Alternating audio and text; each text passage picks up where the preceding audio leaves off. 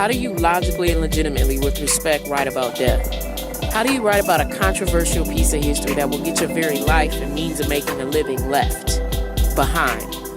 Yeah, I say behind because that's where we're permanently fixated when we kick our faith to the side. Without faith in and with God, we cannot walk here or there or straight because there is no guiding point or line.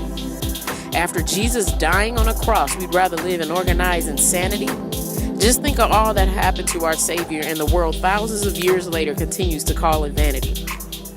He was treated like a garden where it is picked, dug in, beaten, and stepped on in hopes to produce fruitful labor. But the intentions we had before new life wasn't fruit.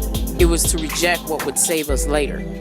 The cross that he carried, I imagine, was not light, nor was it clean. It was heavy, soaked with his blood, and splinters or jagged edges to again make a mockery of our King. But he continued to bear the weight of our sin, walking towards death, listening to torment, yelling, and laughter. I'm sure he was vexed. And next, we cannot fathom the scene to unfold. Vinegar added to scarred and blood-stained lips before a spear driven in his flesh to leave a fifth hole. The death of a Savior, the death of a man of God. 3 days of grief and depression, not knowing if he would rise. And he did rise. He broke free from the linen in the burial tomb. He began to walk with heart and arms wide open, birthing newness in previous spiritual doom. The still small voice is the power and might of our saving grace. The time you felt someone wipe the heavy tears from your face. That moment your addiction had no craving anymore. That time you put that gun, that knife, or that pill down to take your life no more.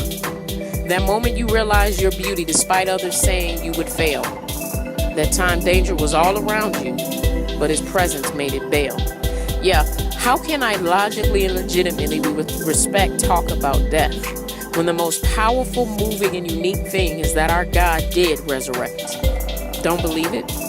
Feel some doubt and validity in you? Stand up, reach out to hear one testimony in the room. The victory wasn't random or just a change in emotions considered to be innate. It was because the matchless hand of Jesus that, though nailed, rose with all power in 3 days. Oh, our dear Savior, please come hither in our lives. Remind us that it doesn't stop at your death, but it never stops because of your decision to rise.